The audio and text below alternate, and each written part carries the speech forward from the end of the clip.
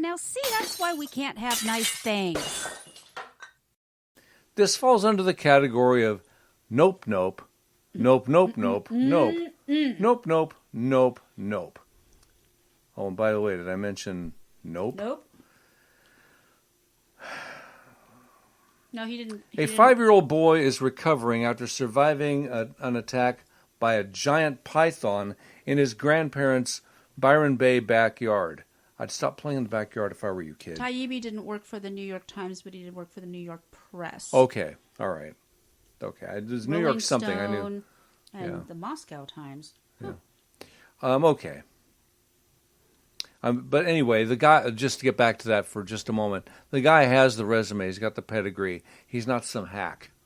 I didn't always agree with his stuff in Rolling Stone, but even then, he was an excellent writer and was a true journalist. I don't understand what the big deal is. I'm sure they're going to come out with some racist thing because he is a Filipino and Native Hawaiian who was born in New Brunswick and raised by Sicilians.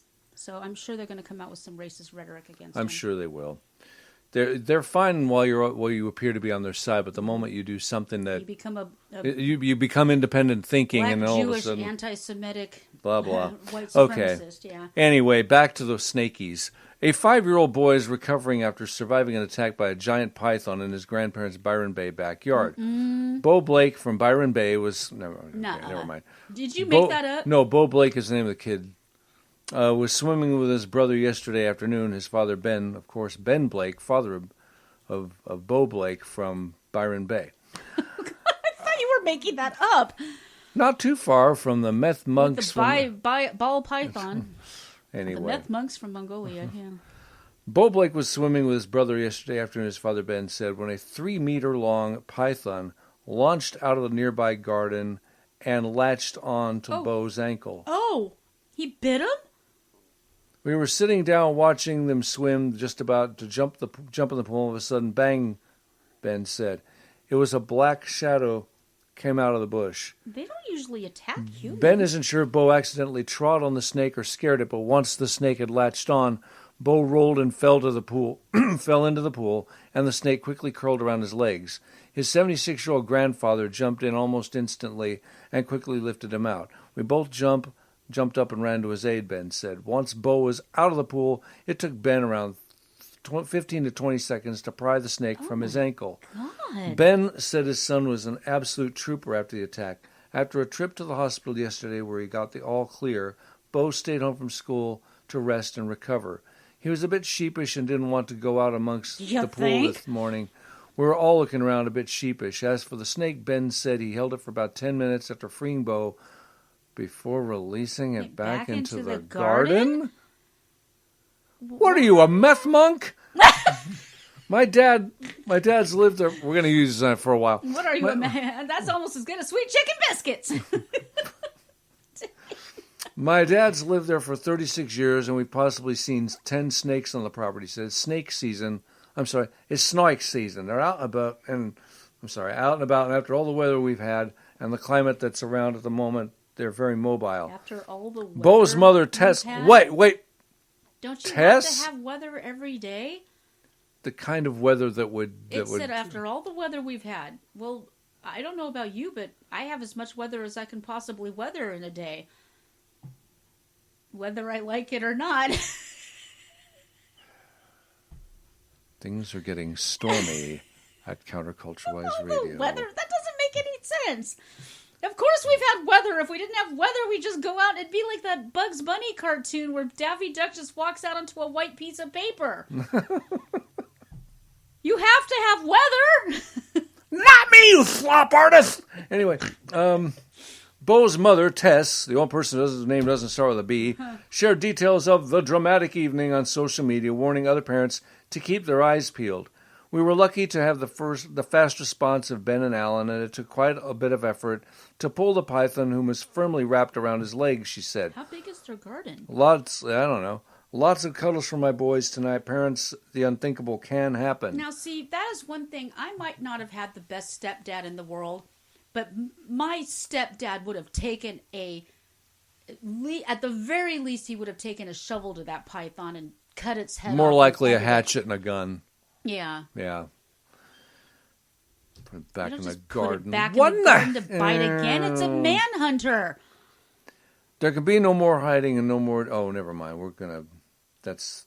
I was about to continue the story, and it goes don't into do that. There's a little thin yellow line separating the article from. Kill the trees. Trees making money and send us money. Send us money. Okay, this one's a little bit terrifying. This happened in Bali, so we're still in the bees. A tourist in Bali has survived a massive cliffside fall after attempting a somersault. Okay, you deserved it. Okay, yeah. The man had been posing for photos at the edge of the cliff while in Nusa Penida before attempting a flip and landing 130 feet below. Hold my beer! I'll tell you something. One time this is like a total side story. We were at Red Rocks climbing, big red rocks. Mm-hmm. And we were on this cliff, and I posed like Wile E. Coyote, looking the Roadrunner, but I could see a tremendous drop. And I got to tell you, even though Melanie made fun of me, it's no joke. I was positively terrified. I didn't make fun of you. Yeah, you did. I did? Yeah. That doesn't sound like me. Anyway. I would never do such a thing. That's a perfectly She's looking up at the sky. She's saying, I don't, as if she's not 100%. Reasonable response to being on a giant cliff. Yeah, I was like, yeah. And she said, she needled me a little bit for not getting closer to the edge. I'm like, because I want to stay married to you is what I kind of want to do here. Well, I didn't want you to die or nothing. I mean, well, if I had fallen, I would have. It was like, yeah. Oh, wait, you do now. Well, you have to wait until it kicks in January. Oh, okay. You got to wait. Well, you're safe. Besides, I want to reach 58 for the reasons we've discussed. After 58, whatever. But whatever. I gotta make it just a month and change more. That's all I got to do. I'm kind of gaming for 80 or so. No, I estimate 82. You 82 is a good number. Okay. Yeah. As long as I go first. We've had that. That's a morbid discussion. Yeah. Anyway. I've got it all worked out, but I just can't get him to go skydiving into a shark's mouth with me. Anyways, police... this is your story, not mine, is it? Or is it? Police... It's okay. I'm confused. This tour guide sucks balls and needs to be fired. Police said a tour guide was taking photos of the man at the popular tourist destination before his stunt backfired. The way that sentence is written is that the tour guide's stunt backfired. Well, I would say, yes, your stunt indeed did backfire because you almost killed the person that hired you. Local media reported that emergency services were called out, but were hindered by the dangerous terrain surrounding the cliff. Was it an electric terrain or a choo-choo terrain? If you can do it, so can I. Yes. See how much fun that is? Don't you feel liberated? Nusa Penida Search and Rescue Alert Unit said operators attempted reaching the man by boat, but they were blocked by waves. So there's a picture of this dude, and he's like literally just flat on his back in the sand. And nothing but his, what are those called? Speedo. What an idiot. We received information around 10 o'clock. The witness was a tour guide, moron. The victim is said to have taken a photo doing some flips, idiot. He said via local publication Didik Bali. We gave initial treatment to reduce bleeding from leg and hand injuries. If that's all he got, he is really lucky. The victim was pulled up using a stretcher. The man was taken to hospital suffering serious leg injuries. Lucky. He fell from there. A woman's voice could be heard on a video filming the aftermath. He's broken his leg and his arm, and how the F he survived, I can't tell you. The incident came 4 days after an American tourist died while on holiday in Indonesia doing the same dumbass thing. She fell off the side of an infinity pool. At least this guy wasn't an American. We do the dumbest things. We do. We do very dumb stuff. I think the problem with people assuming that all Americans are idiots is that there's so many of us There's just bound to be more idiots. Well, exactly. Just by sheer numbers. Because we're, or at least we used to be a wealthy nation, we used to travel a lot. Yeah. And when you have that many idiots traveling, of course we're going to do a lot of really dumb things. More so than smaller nations that don't have as many idiots. So they still do idiotic things. It's just there's a lot more of us. It's a bell curve thing. Some people you'd like to ring like a bell. Anyway. Dave says he's railing at the humor. If there was a rail, I think the guy would have made it. Oh, speaking of foreign idiots. Yeah. Not all idiots are Yanks. Here we go. 2 environmental activists glued themselves to a dinosaur display at Berlin's Natural History Museum on Sunday to protest what they said was the German government's failure to properly address the threat of climate change. The women used superglue to attach themselves to poles holding up the skeleton of a large 4-legged dinosaur that lived tens of millions of years ago. Unlike the dinosaurs, we hold our fate in our own hands, protester Karis Cornell, 34, said as museum visitors milled around the display. Do we want to go extinct like the dinosaurs, or do we want to survive? I say when these morons are gluing themselves to crap, you just leave them there until they give up. Until their skeletons just blend in with the just dinosaur. Let them become part of the display. I don't know why we keep rescuing these morons. Fellow activist Solveig, oh boy, not even gonna try. Shinkothi. Sure.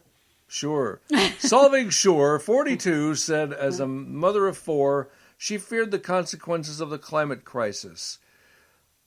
These are people who aren't paying attention. Yeah, they don't know science. Minds. Anyway, this peaceful resistance is the means we have chosen to protect our children from the government's deadly ignorance, she said. The dinosaur didn't immediately comment on the protest.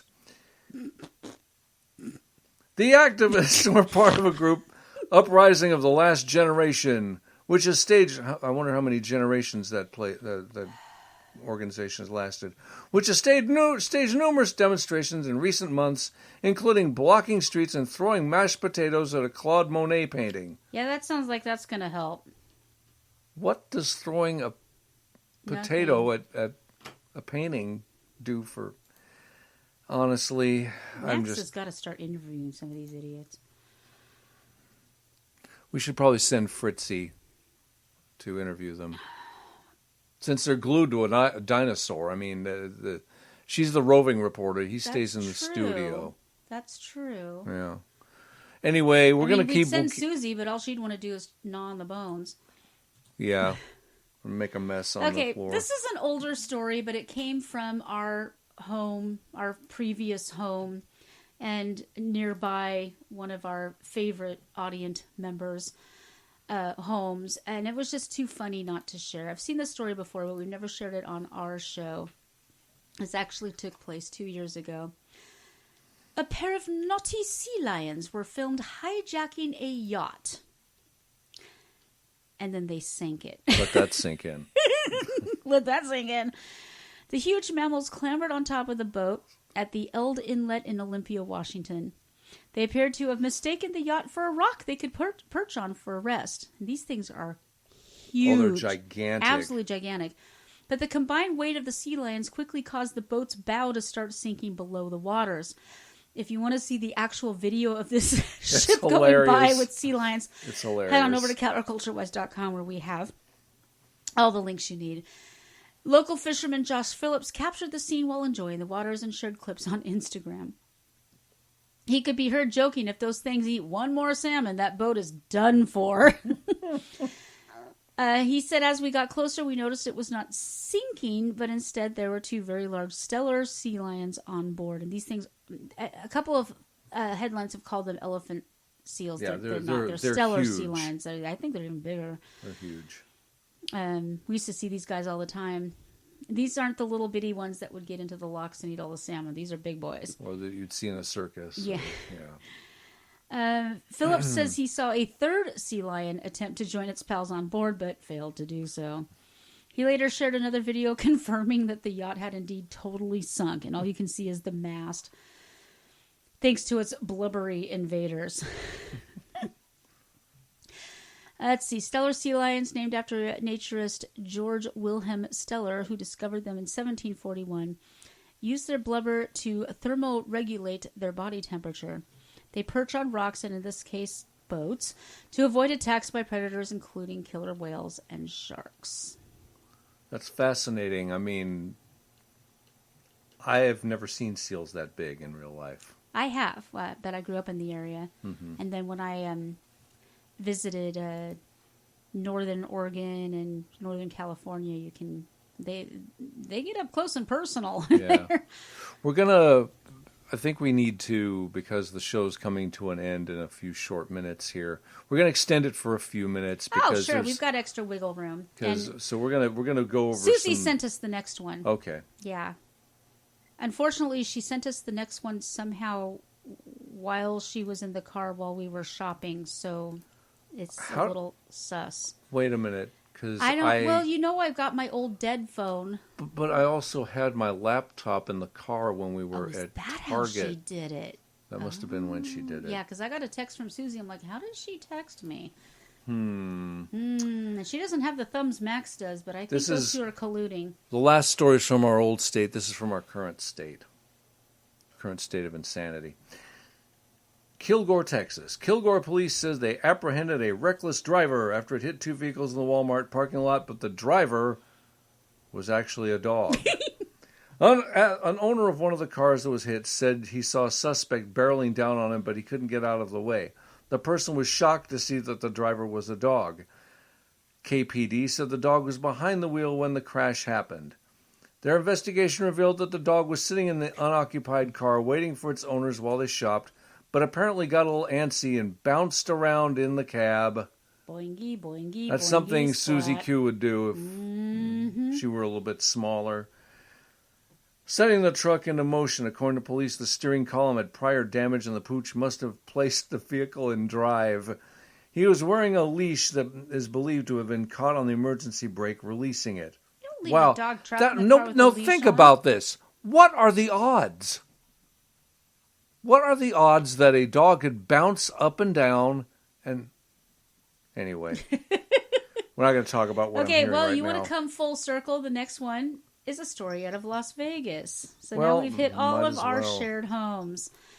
That's right. The thing is, the headline pretty much tells you the whole story.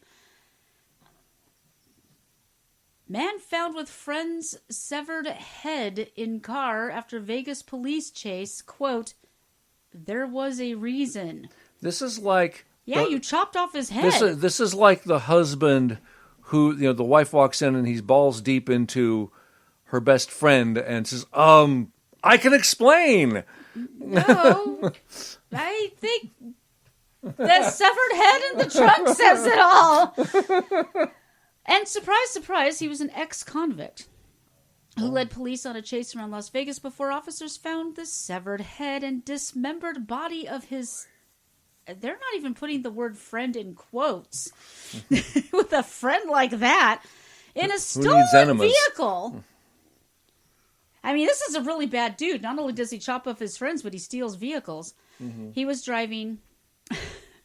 Well, thank goodness at least he gets 18 years in prison, because if he was in California, he'd just get released. Yeah. Or New York. Apparently the man was truly remorseful for killing and chopping up his friend Richard Miller, whose remains were found in coolers in the bed of a Chevrolet Avalanche, in which Las Vegas police stopped Holland. The guy's name is Eric John Holland. Last December, authorities found that Miller had been shot several times, including at least once in the head, before his body was carved up. But we are going to have to do some really wonderful stories after this one. Yeah, we're definitely going to have to. This is his defense. I just did a seminar where I talked about speaking in passive voice and how it sounds like you're passing the buck. This is literally this man's quote. It's a terrible thing that happened, and I'm just so sorry. It just happened. You drive down the road, all of a sudden you have a severed head from your friend in the car next to you. I'm really sorry this thing happened. I'm so sorry this thing happened. Spoken like a Biden. That provided little comfort to Miller's daughter, who tearfully and haltingly told a judge she felt very little relief that Holland pleaded guilty in July to a reduced charge. What? You can reduce a charge of severing someone's head? And avoiding trial in an open murder charge that could have resulted in a life sentence behind bars. Anyways, dude has an extensive criminal history, mostly for forgery and embezzlement, but also including an attempted prison escape in Texas. This is the type that we want our tax dollars to continue to pay for.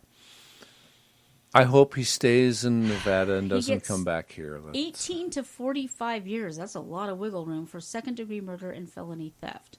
Well, I mean, he's not a young man now. He'll be dead by the time. Shooting somebody multiple times and chopping up their body second-degree murder? Don't know. How many degrees are there? Wow. Oh, but at least he wore his mask in court under his nose. Because he didn't want to hurt anybody. It's under his nose. Yeah, well, of course it is. Why even have a mask? Anyway, so you can read more about this guy in the article. He's a piece of work. Let's do something nice.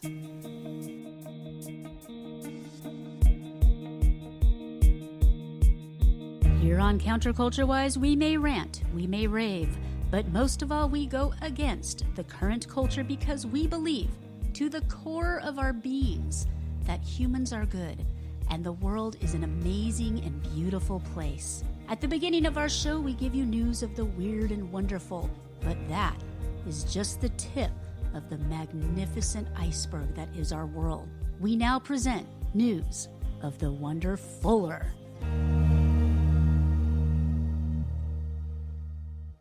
What are we talking Alrighty. I rail against TikTok on many occasions, but this is actually pretty cool. I'll let you take this one, Jimmy. All rooty. Social media users are banding together to help a gamer/streamer with cerebral palsy. Julius, who goes by the Fallen Ancient Hunter on Twitch, was discovered by another user who was scrolling through the platform and looking for people with no followers. So I was randomly scrolling through Twitch streamers with no viewers, Cole Catano said, and I found this sweet man with cerebral palsy who was talking and streaming to nobody. I've had that feeling before. I have that feeling right now. Cole wished Julius a happy Thanksgiving and spent some time chatting with his new online friend. Afterwards, Cole posted a video of the interaction on TikTok. Since posting the video on Friday, Julius has been flooded with new followers on not only Twitch, but Twitter too. If you are unfamiliar with Twitch, it is an online streaming service that focuses on video game live streaming. As per the latest reports, Twitch has 140 million monthly active users. And I love it when the internet bands together like this. Great work, guys, one user on TikTok commented. He's at 1K, not enough. Come on, people, another user commented. Avengers Assemble, commented another user. As of Saturday morning, Julius has more than 15,000 followers on Twitch. Wow. He received so much love and support from strangers that he needed to take a day off from streaming. Everyone, I'm going to take today off. Just the rest of the week has been a lot for me. I'll be back on tomorrow at 3 p.m. Have a great Friday, everyone. He wrote on a tweet on Friday. That's so sweet. And there's also a link to actually follow Julius on Twitch and Twitter. I have a Twitter account. It shall be so. There you go. Aw, I've actually done something similar to this. I love going caroling at convalescent homes, and I love passing out presents and things like that. I'll see if I can get some people together to do it again this year. Santa Claus isn't the only person who travels around with a vehicle full of toys. Every holiday season, Patricia Gallagher fills her car with stuffed animals and drives around Philadelphia. She doesn't give them to kids, she gives them to seniors. And I'll tell you, seniors love stuffed animals. Gallagher told CBS News her Christmas tradition started in 2009. She was an empty nester and felt lonely. I just got this idea in my head to call 2 nursing homes at random and ask if my mother and I could come and read 'Twas the Night Before Christmas, she said. She brought some of her kids' stuffed animals to the nursing home with her for the seniors to hold while she read, but when we went to gather them and take them back, nobody wanted to give up their teddy bear or stuffed animal in any way. That December 1st, Patricia saw the power of a simple Christmas gift. The room was drab, she said. It was just a nursing home, and it was just a lot of elderly people sitting in wheelchairs, just kind of waiting and waiting for what, she said. And all of a sudden, the whole room became alive with people jingling bells and holding Santa Claus dolls and everything, and they really didn't want to give them back because they thought they had given them a gift. Well, yeah, you don't give somebody a stuffed animal and then take it back. Patricia wanted to taco no taco. Yeah, you do not taco no taco a stuffed animal. Patricia wanted to continue her tradition of giving, so she put an ad on Craigslist asking for gently used stuffed animals. In her first 2 years of collecting, she received more than 11,000 donated stuffed animals. She said sometimes local schools will hold stuffed animal collections on her behalf, or a child who outgrew their toys will donate. Isn't that precious? That's amazing. I remember a boy named Jake who had a bar mitzvah project, said his mother, and asked if he could collect 100 for me. She said, well, he collected 413. Wow. There is another synagogue that collected 800 for me twice. There was a middle school in Flemington, New Jersey that collected 800 or 900 for me twice. One mother in particular said her daughter passed away. She had all these stuffed animals. She kept them all in her daughter's bed for years, but when she saw my post on Craigslist, she felt it was her daughter saying, Mom, it's time to pass these along so others can enjoy them. After receiving, I'm not crying, you're crying. After receiving a surplus, Gallagher started capping how many she'll collect at one time. She says she'll take in about 250 animals each week during the holiday season. Then she takes them to senior living facilities and homes for veterans and retired nuns. Who would think that elderly veterans would want stuffed animals? But they did. And we're all pointing at Jim, including Jim. Not only for comfort, but they were conversation starters. It reminded them of when they were a kid, she said. And I remember one man, I never wanted to go to first grade and I wouldn't go. And my father said if I would go to first grade that day, he would take me to the Brooklyn Zoo. And you know what? This was the first animal I saw at the Brooklyn Zoo. It looked just like this giraffe. I have a thing for giraffes if you're wondering why I'm tearing up a little bit here. Yeah, that's it. It's the giraffes. Spreading joy isn't just a holiday pastime for Gallagher. She is known as the Happy Flower Lady around Philadelphia because she collects old flowers from stores and passes... Oh, we read about her! And collects old flowers from stores and passes them out to anyone who picks... This is the same lady! She's like a freaking saint. She needs to go down in history. She needs to be on a stained glass window. Too much? A bit. Okay. I've always heard of the givers. Ooskosh. I'll do a stained glass window for her.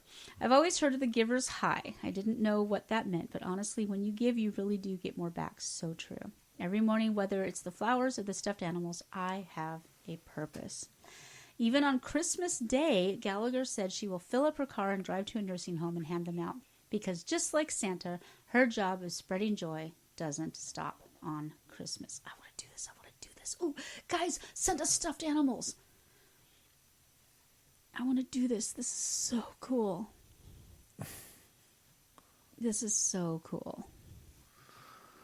All right. Oh, we want to know what the guy's Twitch handle was. Let me go find. It was It will be on Counterculture-wise. I can give you his handle. I'm actually going to drop it in chat in... let's see, that's his Twitter handle, Fallen Hunter X. On Twitch, it was really long. Fallen Ancient Hunter. So let me drop that in chat for those who want to go find the guy. All routine. We actually have a Twitch account too, and we've literally never done anything with it. Yeah, it's just... it's mostly for gamers, although there are some people who just broadcast stuff. Mm-hmm. Okay. This one, I love. This is a great way to finish our show. All right. And this is what makes America great in spite of all the stupid. Yeah. A UPS driver went viral after his wife filmed him opening his first paycheck in the United States. Yoel Diaz told CBS News he was so excited because he could barely fill his refrigerator before immigrating from Cuba. He said sometimes he only had 2 things in it: water, water, water, 5, 10 eggs, water. Now he lives in Phoenix, Arizona, and his fridge is full. With the holidays coming, he told CBS News he's grateful to be in the U.S.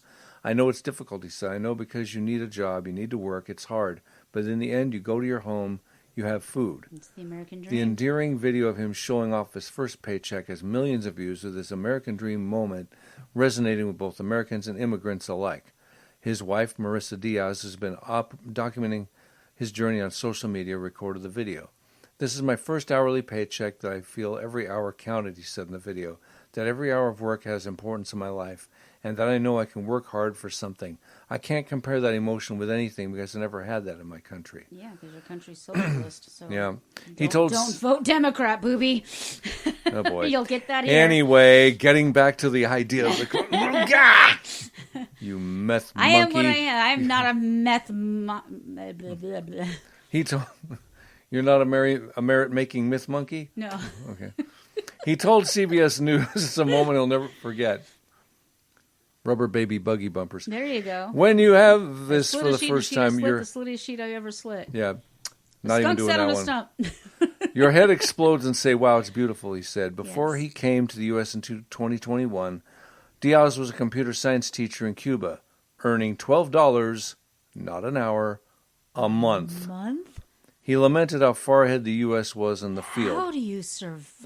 I don't know. My Lord. Diaz met his wife, who was Cuban-American, when they were young and still living in Cuba. She'd often tell him about the realities outside of Cuba, which she believed was held back by its Communist Party. You think? They eventually married and were faced with a decision, stay or go to the U.S. Diaz said he told his wife, "We want a future, we want a family. Wherever you go, I go." Aww. He came to America on a K-1 visa, and when he received his work permit, he applied for a job at UPS. So does that mean there's K2 through 9, and when you come in on a K9 visa, do you get to work for the police department? I'm not sure. You'd have to look into that. I love the deer. I can't wait to get you on camera because the deer in headlight. Well, the only thing is you have to be on camera too, and you've expressed an extreme reluctance to do that. Well, so yeah, because I've got a face for radio. You've got a beautiful face. Let's finish this article and have the discussion afterwards. Okay, good.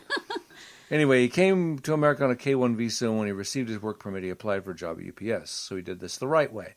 The legal way. The company way told that we CBS, like immigrants to do. Yeah. Anyway, the company told CBS News he started in late October and is making deliveries since. The CEO of UPS even sent him a letter in a care box. This story really warms our hearts, and we are happy to have Yoel on our team, a UPS spokesperson said in a statement. You can bet he won't leave all his packages on the side of the dang road. Once again, that was FedEx. This is UPS. Up. That's what I'm saying. Keep up. No, oh, okay, I see what you say. FedEx is evil and runs over you at stoplights, whereas UPS is awesome and brown and delivers your Chewy packages. We'll fix it in post. I never had this much money in my hands from my efforts, from my sweat, and it hurts that millions in my country and other countries can't have that, he said. And being here, you can get it in a dignified manner. Dignity, nice way to end that. What a beautiful story. Folks, thank you so much for staying a little bit late with us. Sometimes you just got to stay up late.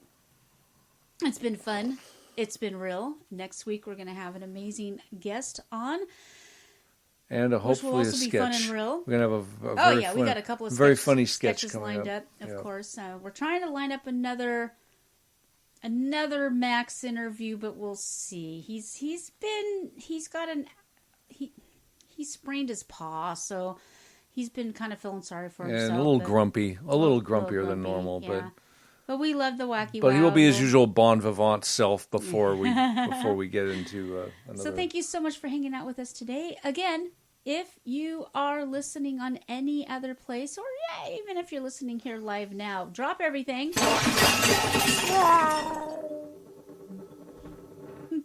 Like, share, subscribe, tell a friend, phone a friend. You know what? Call your mommy. And give us a 1,000-star review. let people know where we are, how we're doing, and if you hate our guts, head on over to counterculturewise.com, fill out the ID10T form. We will give it the attention it deserves, but otherwise, please just let us know that you're out there. Hello? Is this thing on? I love you guys. Thank you so much for joining us in chat. We have the best audience on the face of the planet. Or any other planet. Yeah, you know what? Any other planet. Right. I'm going to go ahead and buy that. Have an amazing week, and we will see you next Sunday.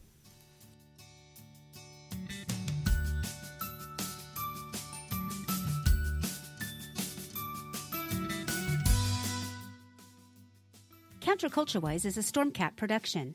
Episodes of this program will be archived on our website, counterculturewise.com, and available immediately on iTunes, Spotify, iHeartRadio, YouTube, and everywhere good podcasts are found.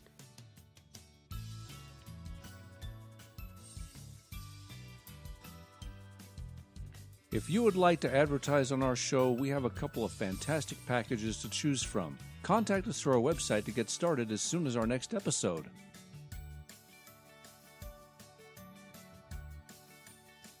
You can also support our efforts by joining us on Subscribestar. We have several incentives and exclusives for patrons, so check them out.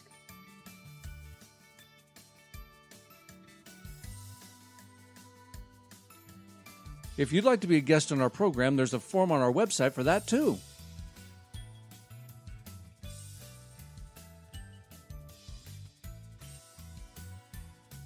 If you like our show, you'll love our merch. Stop by the store for exciting new products every month.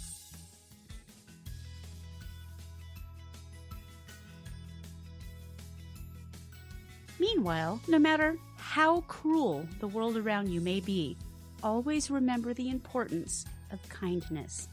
Be kind to each other, be kind to animals, and be kind to yourself. See you next week.